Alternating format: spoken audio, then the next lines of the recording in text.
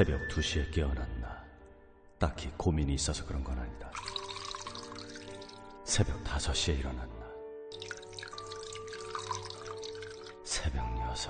아우, 이 인간이 잠도 못 자게 화장실을 들락거려.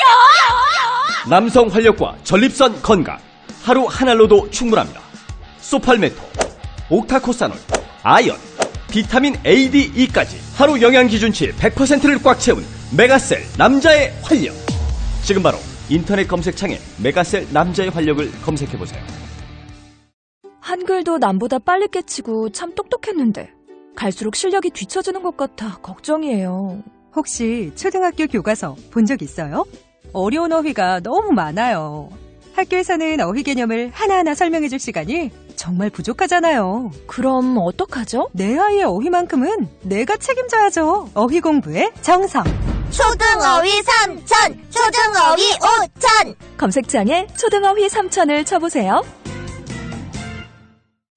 김치는 맛있어야 한다. 아주 화끈하게 100% 국내산으로 16년 전통으로 햇섭 인증으로 화끈하게 맛있다. 화끈하게 통한다. 화통김치. 배추김치, 알짜김치, 총각김치, 깻잎김치, 깍두기도 화통. 검색창에 화통김치. 아우 맛있어. 사장님 부르셨습니까? 최 부장. 아까 영어 실력 제법이던데 다시 왔어? 과찬이십니다. 아니야. 근데 자네도 서초동 비밀과에 받았다면서? 아니 그걸 어떻게... 정말 소문대로 한 번만 만나도 말문이 확 트이나? 역시 듣던 대로입니다. 10분 만에 터졌습니다. 김변의 박이사의 자네까지 나도 소개해주게. 당장. 16년간 은밀하게 진행됐던 서초동 비밀과에 이제 당신 차례입니다. 지금 바로 검색창에 스피킹 솔루션을 검색하세요.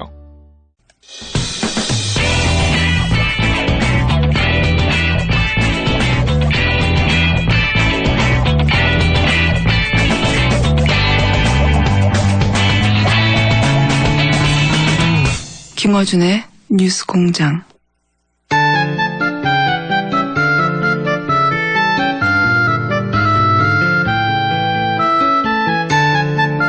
자, 뉴스 공장에서 유일하게 이름이 없는데 가장 인기 있는 코너입니다. 그래서 저희는 그때그때 다르게 부르는데 오늘은 그냥 코너 이름을 노예찬으로 하기로 했습니다. 자, 노예찬의 노예찬. 저기당 노회찬 원내대표 나왔습니다. 안녕하십니까. 네, 안녕하세요. 네. 지난주에 청와대에서 식사 한번 하시고 나서 굉장히 기분이 좋으셨나 봐요. 언론이 꼭 그 이후부터 기분 좋았던 건 아니고요. 밥이 맛있어서 기분이 좋았어요. 밥이 맛있던 건 사실입니다. 네. 국회 그 기빈식당 밥보다는 맛있었어요. 국회 네. 기빈식당은 사실 비싸고 맛없기로 정평이 나 있는데 저는 그걸 감수하거든요. 왜냐하면 국민의 국회의원에 대한 징벌이기 때문에. 징벌이기 때문에. 근데 이제 그 다녀오신 이후에 당연히 네. 각 원내대표들이 여러 매체에서 이제 인터뷰를 했는데 네. 제가 대표님이 하는 인터뷰도 찾아서 봤는데 상당히 기분이 좋으셨던 걸로. 왜 기분이 그렇게 좋으셨어요? 아니요, 뭐 저는 있는 대로 전하려고 노력을 했고요. 왜냐면은 그 아무래도 정치인들이다 보니까 자신들의 어떤 정치적인 주장과 입지에 맞게끔 이렇게 해석해서 네. 좀 전달하는 경향이 있더라고요. 그렇죠. 제가 네. 볼 때. 근데 저는 그날 굉장히 중요한 발언을 여러 개를 들었고 네. 그다음에 무엇보다도 그 만남 자체가 과거의 관례를 깨는 행위였거든요. 과거에는 사실 청와대는 여당만 상대했습니다. 이걸 그렇죠. 이제 당정협의, 당청협의라고 했고요. 그래서 네. 여당 뒤에서 여당을 조정하는 거죠. 직접 안 나서고. 네. 그리고 조정받은 여당이 야당을 만나는 겁니다. 네. 그 여의도에서 이제 원내협의 같은 거죠. 네. 그런데 이번에는 청와대가 직접 나서가지고 네. 일종의 실명제죠. 뒤에 숨지 않고 직접 나서서 소통하겠다. 여야와 함께 소통하겠다. 그러니까 야당 입장에서는 굉장히 좋은 기회인 겁니다. 그렇죠. 그리고 그 여러 가지 격식을 넘어서서 그 민감한 문제들에 대해서 기자들한테 질문도 안 받던 전임 대통령과 비교해 볼 때 그 민감한 문제들에 대해서 아무런 사전 시나리오 없이 야당 대표들을 만나가지고 바로 그 자리에서 하나하나 다 토론해 버렸거든요. 사실 그 토론이 다 안 알려져서 그런데 네. 그래서 저는 굉장히 깊이 있는 얘기가 그 나와요. 자체로 유익하고 무엇보다도 이런 모임 자주 해주세요라고 야당 대표들이 얘기해야 되는데 네. 대통령이 먼저 오늘 만나는 건 일회용이 아니다. 상시적으로 만나겠다. 협의체도 만들자. 이렇게 더 먼저 제안을 했기 때문에 저는 그런 점에 관해서는 우리가 좋게 평가 안 할 수가 없는 거죠. 저만이 아니라 다른 야당 원내대표들도 굉장히 이제 협조했던 걸로 저는 기억하고 있습니다. 그렇군요. 저는 밥이 맛있어서 그런 줄 알았더니. 밥까지 맛있었습니다. 밥까지 맛있었습니다.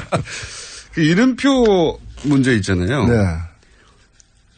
그날 그 사실 대통령 앞에 가면 이름표 달게 돼 있거든요. 항상 그래왔잖아요. 항상 사실 다른 사람 입장에서 네. 저는 제가 안 달고 남을 달게 만든 적이 없기 때문에 항상 그 다른 입장에서는 좀 불편했죠, 사실은. 그렇죠. 내 이름 모르나? 뭐. 근데 그걸 달게 안 하더라고요. 근데 나중에 얘기를 들어보니까 대통령이 하지 말라고 지시했다 그러는 거예요. 얼굴도 아는데 왜 다냐. 그러니까. 근데 저는 이런 것이 작은 일을 넘어서서 디테일에 강하다. 이 디테일 하나하나가 주는 메시지가 꽤 울림이 있다고 보는 게. 저도 그날도 원탁에서 예. 상석 없이 식사를 했습니다. 예. 그 다음에 이름표를 띄었고요.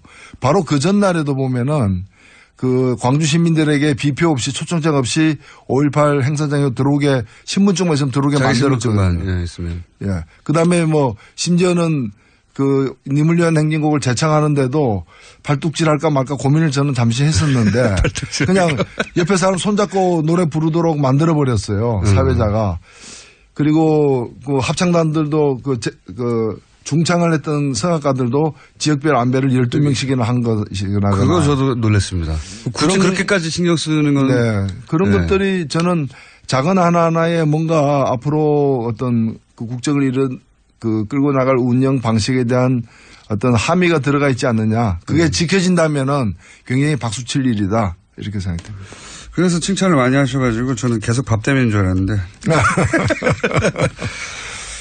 그리고 나서 그 몇 가지 이제 언론에서 거론하신 것 중에 하나가 이제 강경화 외교부 장관 후보자 같은 경우는 저희가 잠깐 다루긴 했습니다. 이 앞에 위장 전임이랑 그다음에 국정 문제가 있었는데 위장 전임에 대해서는 과거 사례하고는 다르게 봐야 된다는 인터뷰를 또 하셨어요. 예, 뭐 질문이 들어와가지고 네. 일단은 문제가 된 두 가지 중에서 이중국적 문제는 해당하는 사람이 딸이기 때문에 여성이기 때문에 그렇죠. 병역 면탈을 위한 게 아니란 건 분명한 것이고 그렇다면은 그래도 문제는 될 수 있지만 이제 큰 문제는 아니다. 과거의 이중국적 문제하고는 좀 다른 거죠. 네네. 그다음에 위장 전임 문제는 제가 이건 좀 더 들여다봐야 된다. 보도된 것만 보고 판단하기 어렵다라고 얘기를 먼저 했습니다. 다만 이 위장 전입이 청와대의 해명에 따르면은 그 외국에 있는 아이가 이제 고등학교를 전학하는 과정에서 친척집에 잠시 있었던 걸로 이렇게 얘기됐기 때문에 그것이 사실이라면은 뭐 예를 들면 뭐 농지를 갖다가 이렇게 매입하기 위해 가지고 살지 않는 걸 사는 것처럼 한 그런 부당한 이익을 얻기 위한 것하고 조금 다르지 않느냐. 사실 이게 유일로 지금 그 부총리 케이스하고 비슷하거든요. 그러니까 그때 강남 학군에다 애 보내기 위해 가지고 한 것하고 여기도 특정 학교에 넣기 위해서 이제 한 것이 유사해 보입니다. 더 들여다봐야 되겠지만. 그렇죠. 뭐 그래서 이게 좋은 학군에 보내기 위해서 그런 거냐 아니면 본인의 출신 학교였기 때문에 굳이 글로 보내려고 한 거냐. 네. 그런 점에서 좀 다르죠. 그래서 아무 문제 없다고 볼 수는 없어요. 어차피 위장 전입은 위장 전입이니까. 그러나 여기에도 이제 경중이나 이런 건 좀 구분해야 되지 않느냐 뭐 그런 뜻이고 이것은 더민주당이기 때문이가 아니라 누구라도 다른 저는 뭐 자유한국당이라도 이런 케이스 이런 케이스만 있는 경우가 드물어서 그렇지 이런 케이스라면은 또 마찬가지로 저는 평가할 수 있다고 봅니다. 이게 과연 결격 사유인지는 인사청문회에서 본인이 직접 해명하는 게 그렇죠. 그리고 이제 다른 무엇이 더 나올지는 지켜봐야 하는 것입니다. 맞습니다. 그 부분을 별도로 두고 이 장관 자체 자질에 대해서는 어떻게 평가하십니까? 논평을 꽤 호의적으로 정의당에서 냈던데. 예, 일단 우려되는 아직 확인되지 않은 점들도 사실은 있습니다. 뭐 북핵 문제를 다뤘지 않았다는 건데 저는 이제까지 다룬 사람들은 뭐냐? 잘 다뤘느냐, 잘 다뤘으면 이 모양 이 꼴이 됐겠느냐는 의문도 있고요. 예. 다만 이 외무고시 출신 아닌 사람, 특히 여성을 그 자리에 앉혔다는 것은 그냥 이 민간인을 갖다 국방부 장관 앉힌 것보다 더한 사실은 그 조직에 충격을 주는 일입니다. 조직 입장에서 그렇죠. 예. 그리고 외교부 장관이 외교를 갖다가 총괄 독단적으로 책임지는 자리는 아니기 때문에 무엇보다도 외교는 대통령이 책임지는 자리고 그다음에 국가안보실장이라는 여러 스텝들이 있기 때문에 저는 외교부 장관에 있어서 그동안에 이제 외무고시 출신으로 그 익숙한 사람 그리고 주로 보면 그 오랫동안 외교부에 있으면서 주로 이제 그냥 좀 미국에 치우친 그런 미국 라인이죠, 미국 라인. 예. 그런 이제 어떤 뭐 정권의 대통령의 말보다는 어떤 미국 눈치를 더 보는 게 몸에 습관화되어 있는 그런 사람이 아닌 사람 쪽에서 됐다는 점에서 저는 그 자체만 놓고 보더라도 꽤 평가할 만하다. 평가할 만하다 이렇게 봅니다. 이제 첫 번째로 이낙연 총리 인사청문회가 시작되잖아요. 내일부터인가 그렇습니다. 인사청문회. 네. 어떻게 전망하십니까? 인사청문위원회에서 정의당은 빠졌던데. 죄송합니다. 부덕의 소치인데 이게 지금 그 일반인들은 잘 모르시지만 국회 내에는 현재 그 일정한 공식이 있습니다.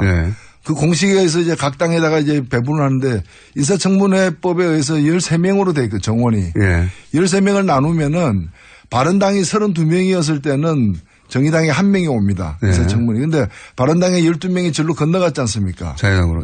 그러면 바른당이 적어졌는데 오히려 그 공식대로 하면 정의당이 0명이 제로가 되는 거예요. 탈당파의 패를 유탄을 희한하게 정의당에 맞았네요. 그런데 이제 문제는 그 공식 자체에 있는 거죠. 사실 국고보조금 같은 경우에는 각 당에 얼마씩 다 나눠주고 나머지를 가지고 그 교섭단체라거나 의석수에 따라서 다시 배분을 추가로 하는데 그러면 13명이면 모든 당에게 1명씩 나눠주고 나머지를 가지고 의석이 많은 당에게 더 많이 주는 식으로 하면은 소외되는 당이 없게 되는데 공식이 그렇지 않다는 거예요. 그래서 제가 이 공식을 좀 바꿔야 된다라고 지금 문제 제기를 하고 있는 상황입니다.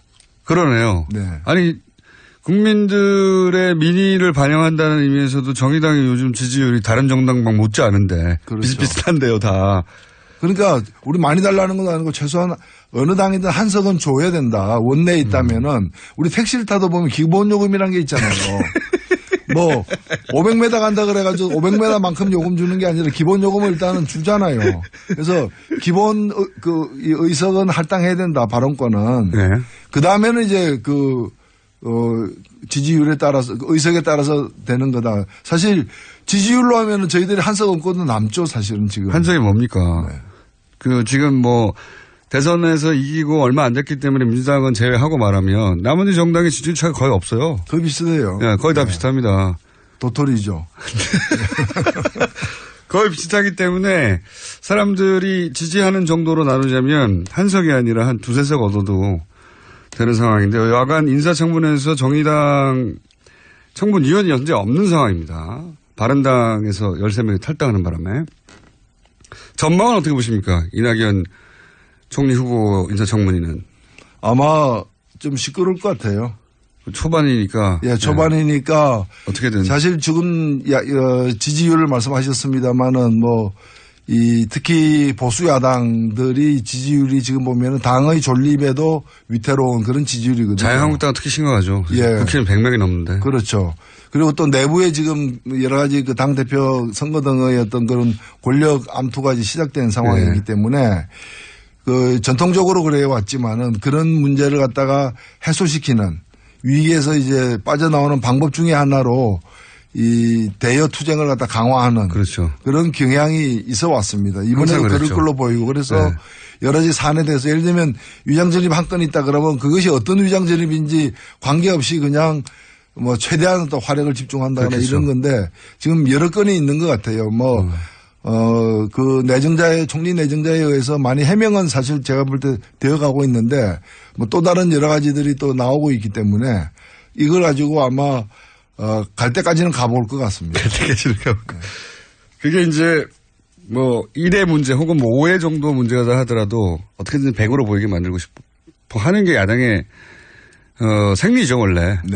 그럼 더군다나 이제 정권 초에는 특히 심하잖아요. 특히. 사실 박근혜 정부 같은 경우에는 이 총리 내정자를 영거푸 이렇게 잘못된 사람을 내정하면서 이 청문회 가기도 전에 문제가 되고 이렇게 해가지고 사실 집권 초반에 뭐 그냥 다리에 힘이 빠지게 된 주요 계기가 되었었죠. 후보들의 문제가 기본적으로 많기도 했고요. 예. 근데 그러면서 지지율도 많이 이제 빠지기도 했고 그랬었는데 이번에도 이제 그렇게 만들려고 하겠죠. 예.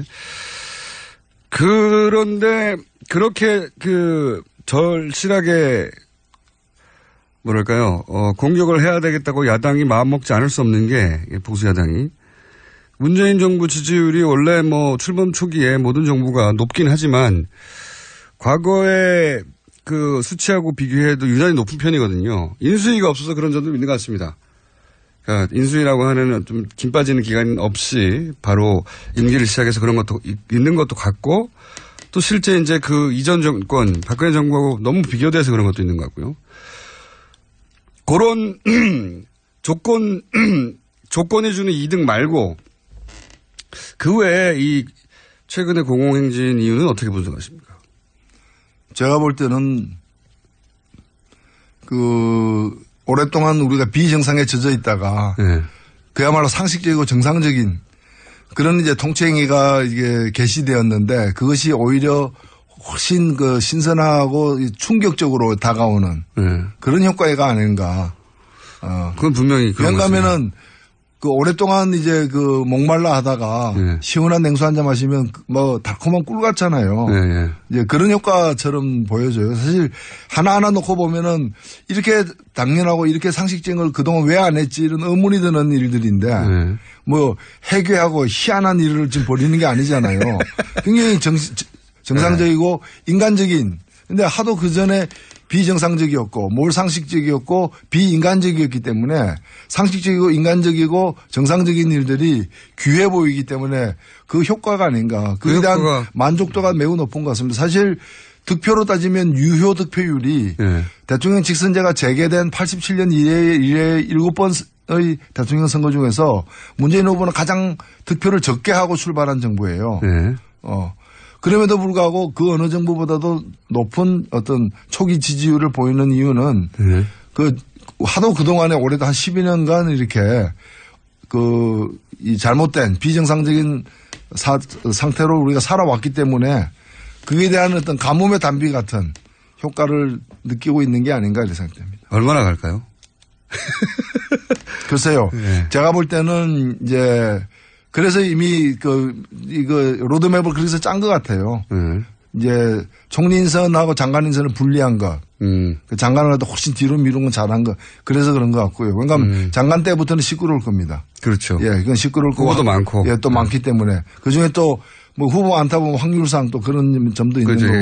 예상치 못한 것 튀어나올 수 있고요. 그리고 법안도 보면은 법안 하나 통과시키기 힘들기 때문에 법안도 주요한 거, 그러니까 총리 인선이라거나 정부 조직법이라거나 그다음에 일자리 추경을 갖다 먼저 하고 왜냐하면 이거라고 법안하고 섞어버리면은 법안 중에서 하면 안 되는 법안까지도 이렇게 옵션으로 이제 끌어들어올 수가 있거든요. 이걸 구분해가지고 하는. 그런데 결과적으로 보면 시간이 지나고 여름 제가 볼 때는 장마는 시작될 것이다. 그때 이제 법안들 다루고 그다음에 장관들 다루게 될 때는 아마 현재 이제 이 다야 구도 구조에서는 좀 만만치 않은 시끌시끌하겠죠. 그래서 오히려 초반에는 이렇게 그래서 초반에 개혁의 동력을 얻는 게 굉장히 중요한 거죠. 그렇죠. 그리고 상징적인 조치를 그래서 많이 한 것 같고요. 국정 동력을 많이 확보해 두려고 하는 것 같고 실제 미디어를 참 잘 다뤄요 보면. 그런 생각 안 하십니까? 예를 들어서 지금 양산에 내려갔을 때 문재인 대통령이 이제 강아지를 이렇게 쓰다듬는 사진이 이제 포털에 노출되지 않습니까? 청와대에서 제공했을 텐데 보통 청와대에서 제공하는 대통령 사진은 대통령 얼굴이 잘 나왔거나 또 근엄한 사진이거나 또는 뭐 다른 사람들보다 훨씬 돋보이게 만드는 사진이거나 이런 거를 주로 뽑아서 올리거든요. 그러니까 이제 과거에 청와대에서 제공하는 거는 자기들이 보여주고 싶은 걸 제공했다면은 지금은 국민들이 보고 싶어 하는 걸 제공한다는 점에서 시각의 기본 차이가 있는 거죠. 그리고 그 사진을 보면 분명히 청와대 제공인데 대통령 얼굴이 잘 보이는 것도 아니에요. 그냥 강아지, 오랜만에 만난 자신의 애견을 이렇게 쓰다듬는 사진인데 여기서 드러나는 건 그냥 강아지와 강아지 주인의 관계거든요, 관계. 그래서 제가 이번에 청와대 방문했을 때 나오면서 전병헌 정무수석이나 임종석 비서실장에게 귀하들 많이 진화했다. 네, 맞아요. 예. 맞습니다. 그랬더니 시인하면서 그동안의 여러 과거에 시행착오와 이런 것 때문에 이제 고생한 걸 얘기를 하더라고요. 그래서 저는 뭐 그런 점에서는 상당히 좀 역사의 일부 진전이 아닌가. 의식하고 스스로 하는 거군요. 그럼요. 그러니까 그런 걸 잘해보려고 또 어떤 것이 더 옳은 것인가 또는 어떤 것이 더 요구되고 있는가에 대해서 고민을 많이 하는 것 같아요. 근데 그 강아지 사진은 결국은 대통령이 아주 자기보다 약한 동물을 사랑하는 마음, 뭐 이걸 드러내는 걸 뿐이거든요. 대통령 얼굴은 잘 보이지도 않아요. 근데 굉장히 임팩트 있거든요. 그런 사진은. 그렇죠. 예, 반려동물을 좋아하는 사람한테도 효과가 있고. 그 자체가 훈훈하잖아요. 훈훈하고 메시지가 있잖아요. 그러니까요. 예. 참, 누구가 하는지 모르겠는데 참 세련되졌다 이런 생각을 하는데 미드를 잘 다룬다고. 자, 4대강 얘기를 또 해봐야 되겠어요, 이제는. 예. 왜냐하면은 최근에 내놓은 것 중에 가장 큰 건이 4대강인 것 같습니다. 예. 이건 뭐 10년 이상 오래된 이야기고. 근데 어제 국민의당의 이상돈 의원이 4대강 문제는 김기춘 비서실장이 덮었다고 저희가 처음 듣는 얘기를 인터뷰에서 했어요. 이 대목은 어떻게 생각하십니까? 예, 뭐 저도 전에 듣기로 국정원 댓글 사건으로 곤란에 빠진 박근혜 정부에서 사실상 핵심 실세였던 김기춘 실장이 이 전선이 이렇게 확대되는 걸 막기 위해서 이제 정권이 좀 어려움에 처해 있기 때문에 전 정권의 비리를 갖다가 덮어물어서 전 정권은 아군으로 그냥 무장 해제시키는 이제 그런 의도였다고 보는데 저는 그 말이 사실일 수 있다고 봅니다. 그러나 그 사실만은 아닐 것이다. 더 큰 사실이 있을 것이다. 더 큰 사실이 뭡니까? 저는 그러면 박근혜 대통령의 역할은 뭐였느냐는 거죠. 김기춘 실장이 그렇게 막을 때 오히려 박근혜 대통령의 지시하에 막았다. 그리고 그 심부름을 한 책임자가 김기춘 실장이었다. 저도 잘 이해가 안 갔던 게 저는 어떤 생각이 드는가 하면 이거는 박근혜 정부와 그 전 정부였던 MB 정부 간의 커넥션이라고 봅니다. 뭐냐면은 우리가 다 그쪽에서 MB 쪽에서 밝혔기 때문에 알고 있는 사실이 뭐냐면 그 대선 경선 때 2007년 대선 경선 때 그 이명박 쪽에서는 박근혜 최순실 커넥션. 그렇죠. 에 대해서 완전히 파악했다는 거 아닙니까? 그때 녹취록을 보고 다 확보한 거죠. 다 확보했다는 거 아닙니까? 최순실 게이트 때 터져 나왔던 정보의 대부분이 거기서 나왔죠. 네. 근데 이제 그걸 갖다가 그 정도원 의원의 말에 의하면은 이기고 있었기 때문에 안 깠다는 거거든요. 근데 이긴 뒤에도 안 깠고요. 안 깠고 저는 그게 문제가 있다면 그때 깠어야 됐다. 그때 그걸 갖다가 밝혀서 바로 잡았다면은 오늘의 그 박근혜 탄핵이라거나 이런 일은 없지 않았겠는가. 물론 박근혜 정권이 탄생하는 일도 없었겠지만은 박근혜 탄핵이라거나 지금 이 현직 대통령이 재판까지 받는 이 엄청난 사태를 막았을 수 있으리라고 보고 그 점에서 저는 이 박근혜 국정농단 사건의 MB가 사실은 굉장한 이제 증거 은닉 인멸의 책임이 있다고 좀 보는 거예요. 그런데 박근혜 정부 초기에 MB가 그걸 갖고 있다는 거는 우리가 알고 있는 만큼 박근혜 당시 대통령은 더 잘 알고 있었을 것이고. 경선에 싸웠으니까요. 그래서 제가 볼 때는 MB가 그걸 왜 밝히지 않았는가. MB 정권이. MB 정권 퇴임 이후에 자신들을 보호하기 위한 어떤 그런 방편으로 그걸 계속 쥐고 있었고 그걸 쥐고 있는 MB를 갖다가 뭐 그 원세훈 문제라거나 여러 가지 국정원 문제나 이런 게 칠 수가 없었던 거죠. 그래서 서로 범죄자들끼리 서로 공모한 거죠. 각각 다른 범죄를 저지른 범죄자들끼리 그 범죄 사실을 서로 알면서 그걸 서로 봐주게 하면서 서로를 지켜준 그런 상황이 여기까지 온 게 아닌가 봅니다. 보험으로 쥐고 있었다고 보시는 거군요. 그렇죠. 보험으로 쥐고 있었고 그렇기 때문에 그 박근혜 5년 내내 MB 쪽 인사들의 주요 어떤 문제가 이제 뭐 건드린다 하면서도 제대로 못 건드리고 그냥 다 덮고 넘어간 이유가 그게 있는 것이고 그 대표적인 것이 4대강 비리라는 거죠. 4대강과 관련해서 사실은 박근혜 후보 시절부터 그리고 2007 계속 비판했죠. 4대강 또는 그 대우나 말도 안 되는 거라고 각을 많이 세웠었고. 그러니까 4대강이 얼만큼 허황된 계획인가를 잘 아는 사람 중에 한 명이 박근혜였던 거죠. 그러나 그 자기가 정권을 잡았음에도 불구하고 특히 그 사회 각계각층에서 제대로 이건 수사하고 조사해야 된다. 왜 이렇게 됐는지. 네. 그걸 그래서 감사 요구가 수태에 있었음에도 불구하고 감사원이 제대로 감사하지 않고 막판에 가서야 너무 여론이 비등하니까 좀 하는 척 하다가 그만둔 거죠. 그리고 나서는 실제 그 감사로 인해서 처벌받은 사람은 한 사람도 없어요. 없는 것이죠. 공직사회에서. 예. 그리고 왜 이렇게 그리고 무엇보다도 뭔가 하면 진실이 안 밝혀진 거예요. 4대강 사업으로 우리 자연이 어느 만큼 망가졌고 어느 만큼 우리가 이제 위험하게 됐는가에 대해서 예. 그것도 안 밝힌 상태인 거고. 그러니까 지금도 보면은 그 과거의 관쪽 언론들은 그 주로 스피커들은 보면은 별 문제 없다. 그렇죠. 여전히. 오히려 보호가 지금 홍수 예방 등 좋은 작용을 하고 있다. 녹조 그 아무 문제 없다. 마셔도 된다. 그렇게 얘기를 하고 있는 마셔도 거예요. 된다. 그 전문가들에 의하면 똥물도 정수는 할 수 있답니다. 근데 왜 우리가 똥물을 마셔야 되냐 이거죠. 그렇죠. 네. 그 정수 비용만 놓고 생각하더라도 네. 뭐 그렇게 갈 수는 없는 것이죠. 그러니까 이제 대표님이 보시기에는 이상돈 의원은 김기춘 비서실장이 막았다고 하지만 김기춘 비서실장은 실행을 했을 뿐이지 그것을 막으라고 지시한 사람은 박근혜 전 대통령이었다고 봐야 된다. 당연히 그렇게 봐야 되는 거고 더 거슬러 가면은 이명박 쪽에서 쥐고 있었던 박근혜 최순실 커넥션의 어떤 전모, 약점.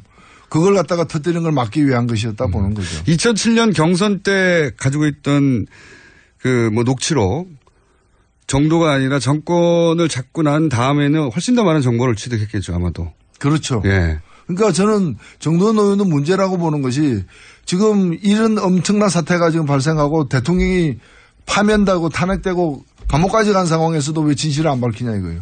누구를 위해서 진실을 안 밝히냐 이거죠. 정두환 의원요? 예. 정도원 의원이 다 안다고 하면서 안 밝히고 있거든요. 아, 이 4대강 관련해서요? 예. 저희 인터뷰 아니요. 4대강이 아니고 예. 박근혜 최순실 커넥션에 대해서 당시 조사 책임자였지 않습니까? 인터뷰도 많이 했습니다. 사실. 했는데 다 엄청난 게 있다는 거면 얘기해. 그랬나요? 예. 인터뷰 해봐야 되겠네요. 이 감사 지시에 대해서 이명박 전 대통령이 뭐 다 끝난 얘기를 시비거리를 정치적으로 만들려고 한다는 반응에 대해서는 어떻게 보십니까? 이게 지금 정치적 시비 이전에 나중에 정치적 책임도 물어야 되겠습니다만은 국민의 생명에 관련된 문제 아닙니까? 그리고 우리나라의 자연 생태에 관한 문제 아닙니까? 그 시시비비를 갖다가 덮자는 얘기는 어느 도단인 것이죠. 어느 도단이다. 그리고 그거와 관련돼서 그 거짓말한 것들 거기서 뭐 30만 개 일자리를 갖다 만들어낼 수 있다. 그래서 제가 실제로 그렇게 만들어지지도 않았거니와 그렇게 계산이 나올 수 없는 건데 일자리 30만 개 만들기 위해서 4대강 사업을 해야 된다. 그렇다면 내가 저한테 맡기면 60만 개 만들 수 있다. 4대강 팠다가 다시 덮으면 된다. 제가 그런 얘기까지 했는데 그게 말이 안 되는 거죠. 제가 남한강 이포보에 갔더니 거기가 1,500억 이상 되는 그런 그 재정이 들어가는 공사를 하고 있었어요. 보루를 설치하는데. 근데 거기에 고용된 사람이 모두 34명이었고요. 그 태반이 중국 사람이어가지고 그 안전조심 뭐 이런 거 있잖아요. 그 산업 현장에 붙이는 큰 플래카드가 다 중국어로 돼 있었어요. 제가 그 방문했을 때. 근데 무슨 그것이 일자리를 갖다 창출한단 말입니까? 저는 제일 큰 아직도 기억하는 사기는요. 비용 어떻게 마련할 거냐. 초창기부터 그 얘기 나왔죠. 그랬더니 그 땅을 파면 모래가 나오잖냐. 준설토. 그거 팔아가지고 다 메꿀 수 있다고 비용. 그거 기억나십니까? 네. 그랬는데 그래서 준설한 그 낙동강변에 그 모래를 갖다가 팔리지 않으니까 보관하는데 돈이 되는 거예요. 그러니까 뭐 개인 땅에다 그걸 갖다서 하치를 해야 되니까 그것 때문에 골머리를 앓고 있다는 거 아닙니까? 그리고 모래가 이제 또 부족해 가니까 이제 모래를 또 수입에 의존해야 되는 것이고요. 그러니까 그 모래를 파서 모래 판 돈만으로 공사를 다 할 수 있다고 하는 사기를 쳤어요. 생각해보면 황당한 사기인데 다시 되짚어보면 엄청난 사기를 많이 쳤습니다. 사실 그 관련해서는. 조금씩 얘기가 나오겠죠. 마지막으로 한 가지. 이제 시작이죠. 뭐. 네, 한 가지만 더 여쭤볼게요. 정의당이 문재인 지지율이 너무 높아지다 보니까 정의당 지지율이 좀 빠졌습니다. 지난주만 하더라도 이제 3등 아싸 했는데 어떡합니까 이거. 예, 뭐 그렇다고 문재인 정부가 못하기를 기원해서는 안 될 것이고요. 저희들 나름대로 역할을 해야죠. 그러니까 진보 세력이 이 땅에 존재할 이유가 뭔가, 쓰임새가 뭔가에 대해서, 그리고 그 정의당과 같은 당의 어떤 역할이 더 커질수록 우리 사회가 더 좋아진다는 걸 정의당의 노력으로 입증해 보이는 게 중요하다고 봅니다. 자, 오늘은 여기까지 해야 되겠습니다. 자, 여기까지 하고 오늘 코너 제목은 노회찬의 노회찬이었습니다. 다음 주는 무슨 제목일지 모르겠습니다. 지금까지 정의당 노회찬 원내대표였습니다. 감사합니다. 네, 고맙습니다. 또 떨어졌어. 너 또 입사 시험 봤어? 아니, 차량용 핸드폰 거치대 말이야. 여러 개 사봤는데 실패의 연속이야. 떨어지고 시야 가리고 운전석에서도 멀고 뭐 좋은 거 없을까? 싼 것만 찾으니까 그렇지. 제대로 된 거 하나 사서 편리하게 쓰는 게 더 낫지. 그런 게 있어? 그럼 있지. 1, 2, 3 할 때 2. 힘 세다 할 때 힘. 2 힘. 투 힘? 2배로 힘이 세다는 건가? 네이버 검색창에 2 힘을 검색해보세요. 제가 생각하는 이상적인 사회는 모두가 먹는 것, 입는 것 이런 걱정 좀 안 하고 더럽고 안 입고 온 꼬라지 좀 안 보고 그래서 하루하루가 좀 신명나게 이어지는 그런 세상이라고 생각을 합니다. 사람 사는 세상을 위해 정치를 시작한 노무현. 그는 우리 곁에 없지만 그의 꿈은 영원합니다. 노무현 재단은 사람 사는 세상을 위하여 노무현의 가치와 철학을 전합니다. 노무현 재단의 후원 회원이 되어주세요. 1688-0523.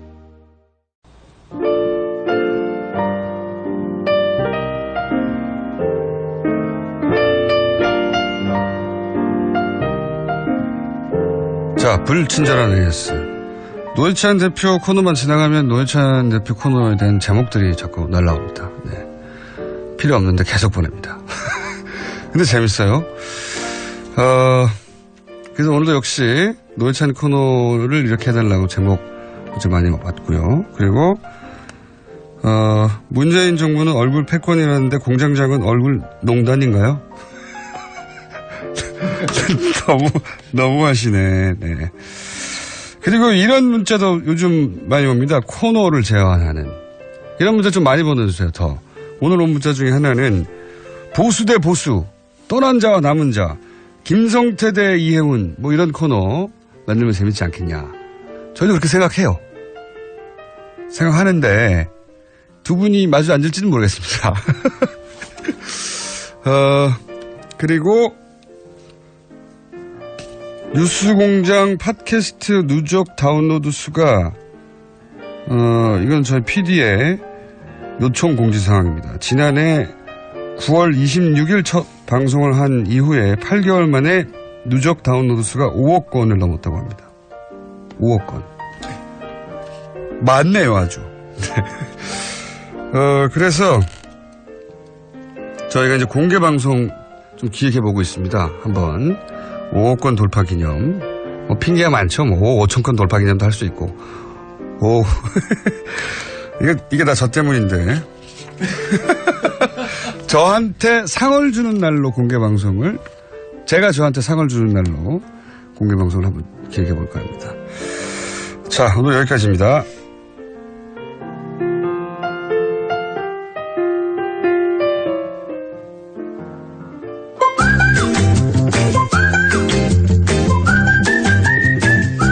자, 칼 불나니. 제가 앞으로 회원 좀 많이 가입하라고 이름을 강조해서 부르겠습니다. 칼 풀라니. 실제로는 그냥 칼 풀라니인데 칼을 강조하면서 칼 풀라니 사회경제연구소 정태인 소장님 나오셨습니다. 안녕하십니까? 네, 안녕하세요. 지난 주말에 소장님 전문 분야인 경제부 관련한 주요 인사들이 내정됐어요. 네. 뭐 김상조 공정거래위원장 김상조 교수님하고도 당연히 인연이 있을 것이고. 네, 대학교 3년 후배죠. 네. 장하성 교수. 장하성 교수는 고등학교 때부터 알았습니다. 고등학교 때? 예, 제 고등학교 동기가 장하성 교수 동생입니다. 그렇군요. 그러니까 고등학교 때부터 그 집에 갔었고, 그때부터 알았죠. 고등학교 때부터? 자. 30년, 40년 됐죠. 네. 굉장히 바닥이 좁네요. 그리고 김동연 경제부총리. 는 모릅니다. 제가 청와대에 있을 때 제가 더 높았던 것 같습니다. 아랫사람이었다. 그래서 다른 거 이전에 이분들이 어떤 분들인지 좀 설명해 주세요. 김상조 교수, 장하성 실장, 이분들이 앞으로 펼칠 정책에 대해서도 이제 그 정책을 어느 정도 진작을 할 수 있어요. 네. 해왔던 발언들도 있고. 그런데 이제 어떤 분들이냐.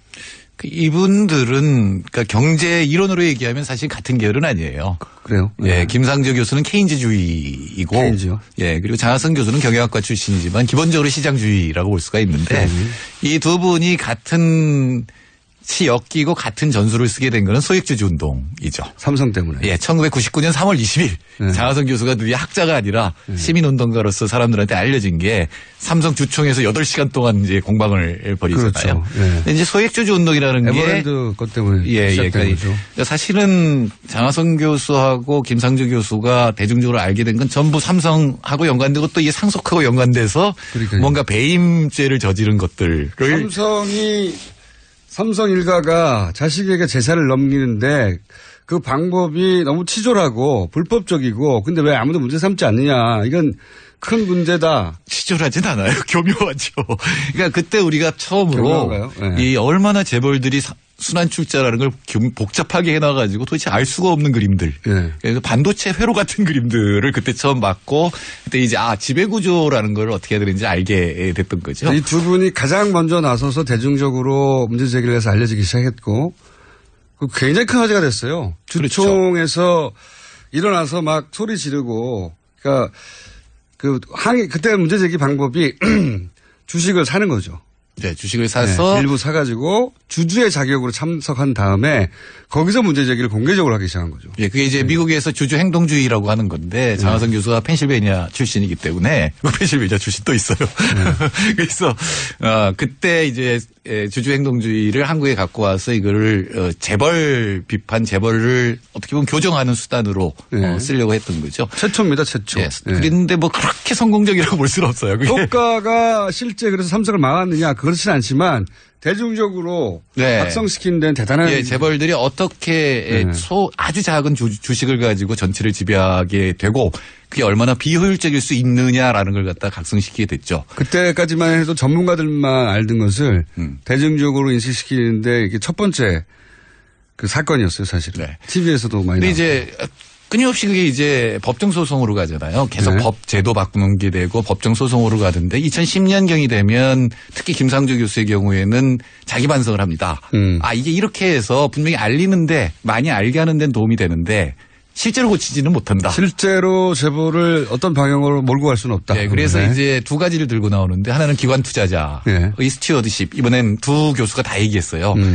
국민연금 같은 기관 투자자가 주인의식을 가지고 재벌의 행태, 지배구조에 대해서 개입해야 된다라고 하는 거. 이건 힘이 있죠. 왜냐하면 굉장히 그 주식수가 많으니까. 왜냐하면 국민연금 같은 경우는 개인의 돈이 아닌데 국민의 돈인데 이분들이 대주주거든요.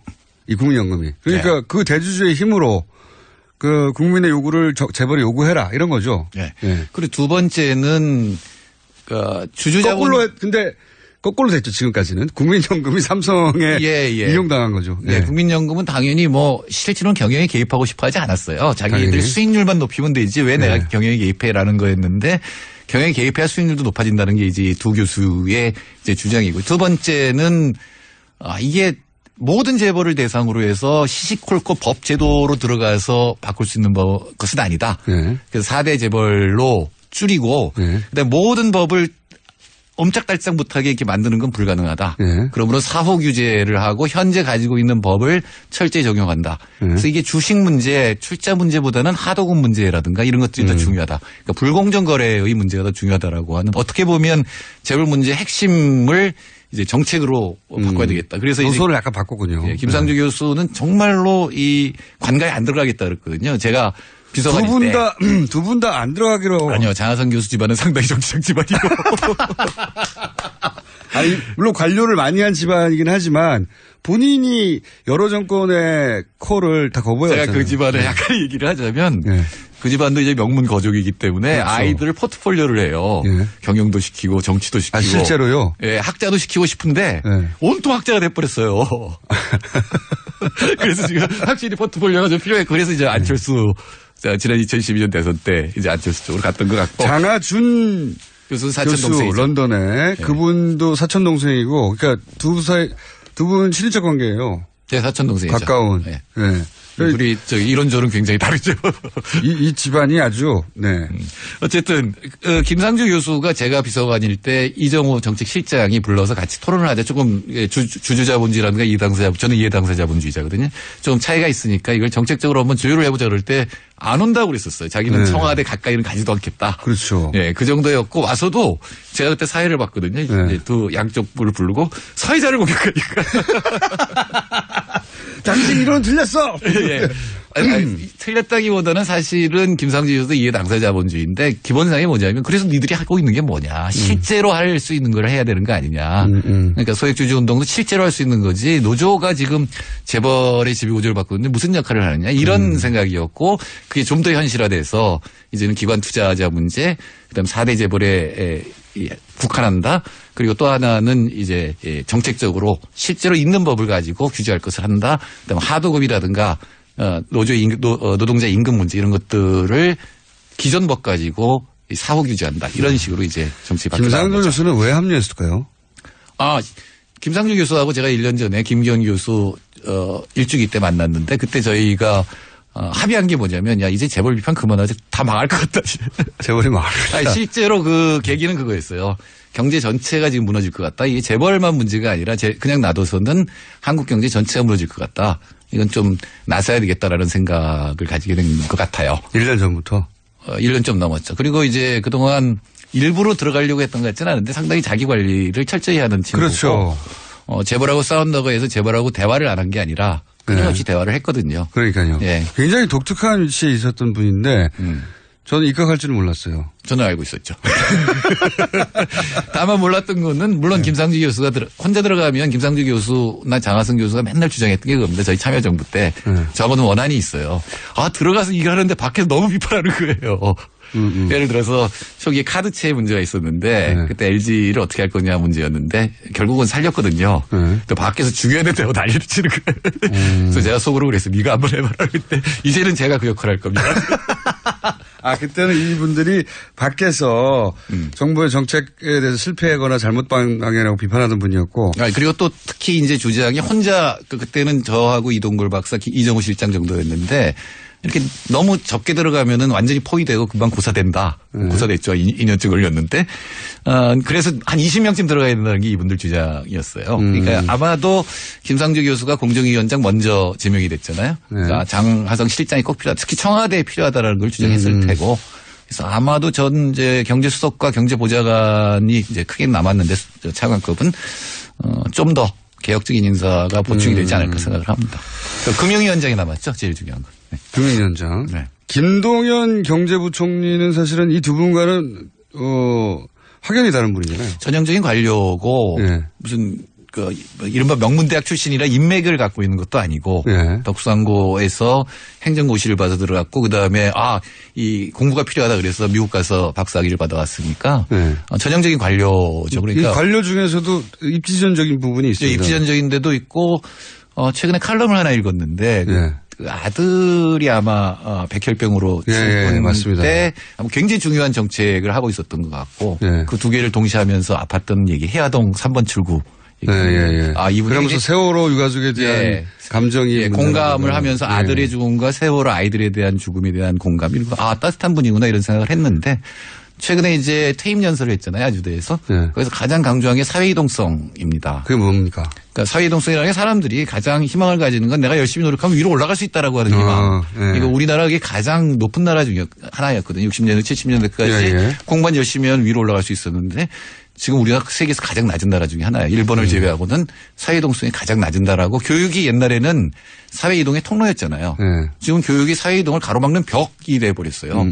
잘 사는 집안이 인류대학교 가고 계속 거기 나오면 또 좋은 데 취직하고 뭐 이렇게 세습되는 이런 사다리가 사라진 세상인 거죠. 예, 그 부분을 굉장히 강조했어요. 교육이 사회 이동을 가로막는 벽이 되어서는 안 된다. 그리고 사회 본인의 경험에서도 나온 얘기죠. 그렇죠. 본인의 경험이 다시 되풀이될 수 없다는 거죠. 그러니까 사회 보상 체계가 굉장히 문제가 있다. 이거는 근데 바꾸려면 기득권의 저항 때문에 어려운 일일 것이다. 이걸 어떻게든 사회적 합의에서 바꿔야 된다라고 하는 거는 사실은 완전히 다른 줄기에서 뿌리에서 출발을 했지만 장하성 김상주 교수와 이동현 경제부총리는 같이 할 수 있는 게 많다고 생각합니다. 소득주도 성장이라고 하는 게 결국은 하층 계급이 위로 올라가고 그들의 월급이 많아져서 전체 소비가 늘어나는 거가 첫 번째 단계거든요. 그렇죠. 그런 면에서는 사실 진짜 어렵습니다. 사회보상 체계를 바꾸는 거는. 근데 또 이분들이 장하성 교수나 김상주 교수가 변한 거는 단순히 주식 얘기를 하는 게 아니라 시장에서 이해 당사자들이 목소리를 높여야 된다. 예를 들어서 비정규직 노조가 한 목소리를 내야 된다라는 것. 또는 하청 기업들이 하나하나 있을 때는 무지하게 약하지만 이들이 같은 목소리를 낼 수 있다면 가령 뭐 단체 집단 교섭권 같은 걸 갖게 된다면은 사실은 좀 더 많은 하청 단가가 막 마구잡이로 떨어지는 건 막을 수 있을 거 아니에요. 이제 그런 어떤 이해 당사자의 세력화를 강조한다는 점에서 세 분은 같이 갈 수 있을 것 같아요. 그렇군요. 그중에 두 분은 아주 잘하시는 분이고. 네. 지나치게 잘 알죠. 지나치게. 알겠습니다. 오늘은 이렇게 겉만 훑었고요. 왜냐하면 앞으로 또 김강두 교수님 얘기도 해야 되고 또 임명 아직 되지 않는 자리들도 있고 다음 주 정도면 대충 윤곽이 더 나오겠죠. 네. 네. 그때 조금 더 잘난 척을 들어보기로 할게요. 지금까지 칼포나니 사회경제연구소 정태인 수사님이었습니다. 감사합니다. 네. 감사합니다. 김어준이었습니다. 내일 뵙겠습니다. 안녕.